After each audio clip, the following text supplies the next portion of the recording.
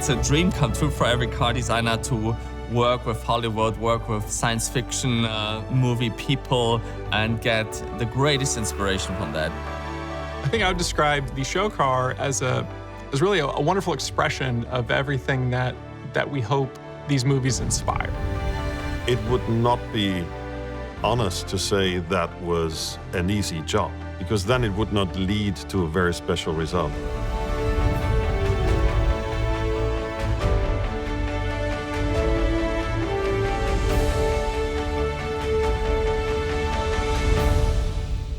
At the beginning, it was totally free, definitely. There was nothing fixed. It was not fixed how large this car should be, how strongly or not strongly it should be tied to the movie. So this was a process that we went through. I think the big idea for the car was to create a car that didn't scream movie tie-in, that just was a very smart, eco-conscious, well-designed, beautiful car first. And that was just an exciting car. And then once you delved into the car and understood more about the design and more about the functionality and more about how it was made, then you would begin to see the influence of the Avatar franchise and the very eco-conscious, environmentally friendly issues that we try and evoke. What I found most inspiring about working with the Mercedes design team is they were not inhibited. They were pushing boundaries every step of the way. We would come up with a suggestion that was outside of the box, and they embraced it. They never said, we can't do it. They might say, well, look into it. But every time we threw a challenge at them, the Mercedes design team conquered that challenge. It was a co-creation from the very beginning. Both teams had the same spirit to create something inspired by movie, but also inspired by our sensual purity design philosophy, which would stun the world and which would just give us a new vision of a human-merged, human-centered, bionic, and very sensual object that we wanted to create together. Yeah, we've been talking to them for several years, and it's just about the hardest thing to crack is sort of what is it? Once we kind of figured out conceptually that we weren't trying to design a car for the film, but design just truly a concept car, it all kind of started to fall into place a lot easier. And then Ben and I were fortunate enough to go to Stuttgart and actually go to their design mecca and work with their top design people, which is just an absolutely fantastic experience, and to actually see the prototype and work on the actual car as a collaboration.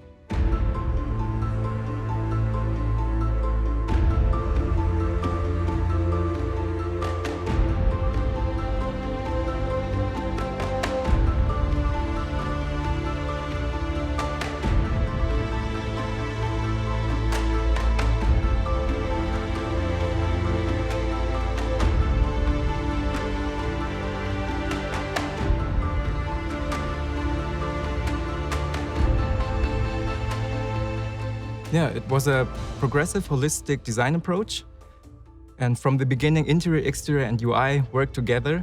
The face of the car, as well as the back of the car, and the flaps and all the light systems are seamlessly connected with each other to create like a living organism. It's connected also with the technology of the HMM, the human-machine merge. So it's linked directly to the driver's motions and emotions. The doors or the wings of the car, they create transparency and protection at the same time.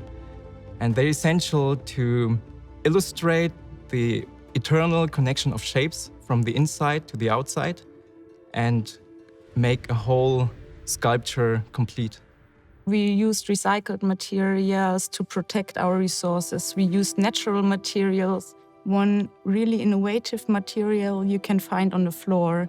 It's called Karoon. It's made of the rattan palm. So it's a really sustained and natural material. So the whole appearance with this natural material makes the interior really cozy and also gives you a warm feeling when you enter it. And then in combination with this liquid exterior color and the rose gold accents is a really homogeneous combination and looks luxury and modern at the same time.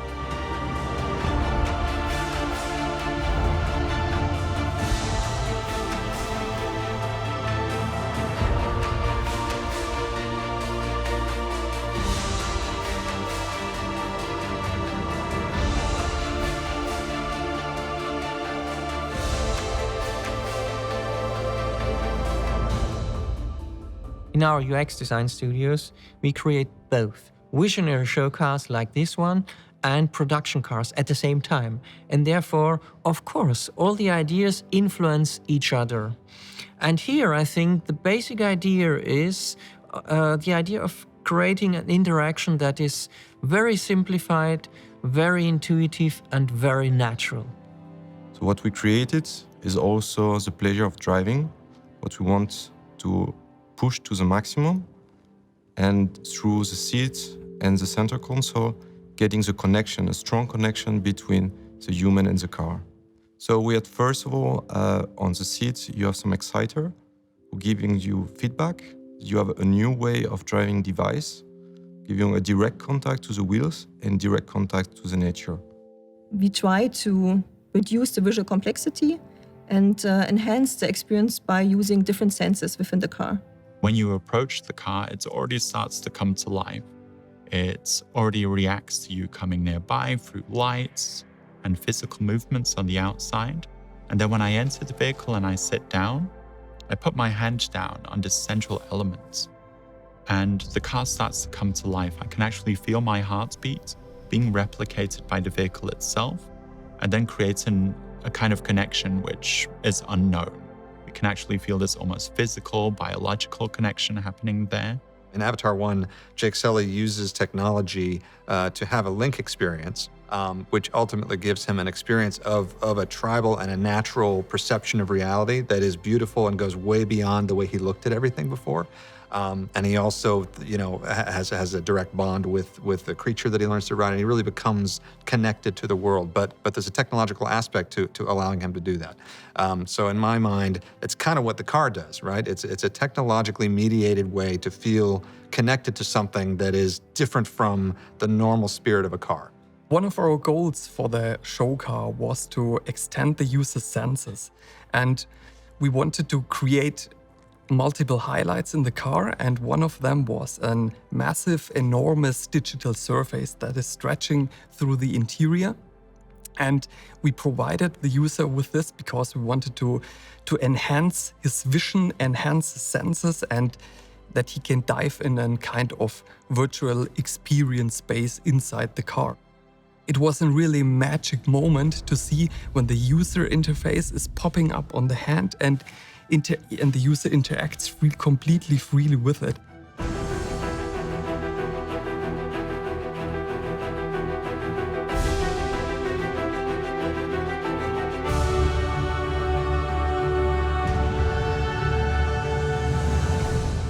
Well, Avatar, to me, is all about nature. It's about this symbiosis, this connection between all the elements. And this was strongly related to one picture on the movie. You have this loop between the head of the character, the hair, and into the animals. And if you look at the side view on the car, you can see exactly this loop. In the movie, we found a lot of new shapes, forms, and surfaces which inspired us a lot in our work. And for example, you can see that in the three-dimensional concave and convex shape, for example, of the driver's seat, which was inspired by a leaf. One of the other obvious things that I thought worked really well was the influence of the wood sprites, which are the seeds of the seeds of the spirit tree, in the wheels, and you can very much see that shape. But it's not contrived though; it feels very natural and it's beautiful. On the whole light scenario, you will find a lot of colors from the Avatar world. Starting on purple to turquoise over blue. So yeah, it was a really nice inspiration, this movie with the fantastic Pandora world. It's inspired by the movie and yet is a legitimate design in its own right? It's something that is not just a sculpture, it's not just an art piece, it is a car. It sort of has some relationship to your brand and your goals for your own car line, but it should immediately evoke probably more the natural beauty side of the Avatar movies. It's a new blossom in our garden. So yes, a new blossom in a garden influences the garden because it's shiny, has a different color maybe than the other blossoms, but it is still a child of the garden. So yes, it will influence us, but we also influenced it and we developed our design philosophy into it. Well, I think this show car is very epic. It's very different to pretty much every other show car we have done so far. because it's very far out there, and obviously it's inspired by a science fiction movie. So I think it gives you a future vision in all dimensions.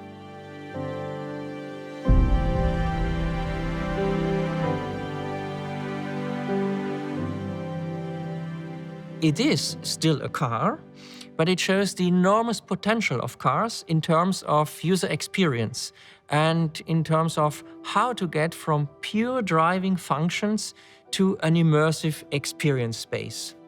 So we were off the car, we came back to the car, and we ended in a very, I would say, inspiring object that is a car, but at the same time it's alive. So it's a creature and a car. Definitely it is, both sides.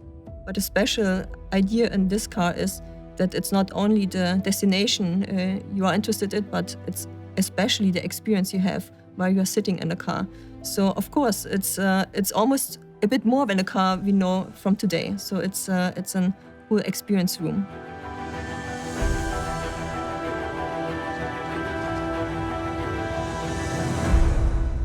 Most shocking and most fantasy creating will be the flaps on the back of the car, moving even independently from each other if we want to.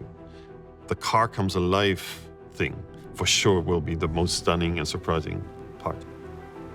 My personal favorite is the merge on, the central device that really shows that basic idea of that human-machine merge. Definitely the wheels, because they're highly inspired by the movie, by the wood sprites basically, which reflect in the whole exterior also. My personal favorite is really that the interface comes closer to the human and that you can interact with the interface very close to your body and that you get different ideas around your surrounding. The idea was really to create a membrane between yourself inside the car and the outside car and get an idea of the beauty of the nature which is surrounding you, using the car as a tool.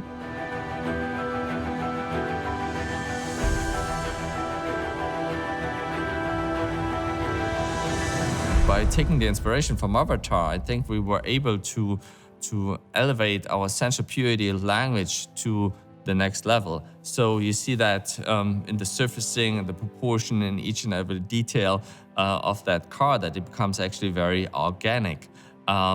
So in that way, I think we elevated our language to a more futuristic approach. Free show cars like that is a great inspiration for us, and it helps us to do better production cars. It's not that far future of a car. It's not some impossible fantasy car.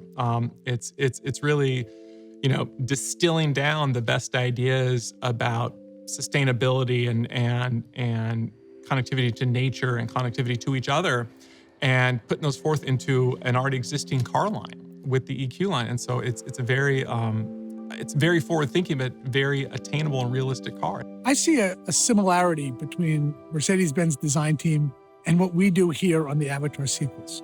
We are continually looking to push the boundaries of what is possible. We don't want to rest on the laurels of our past.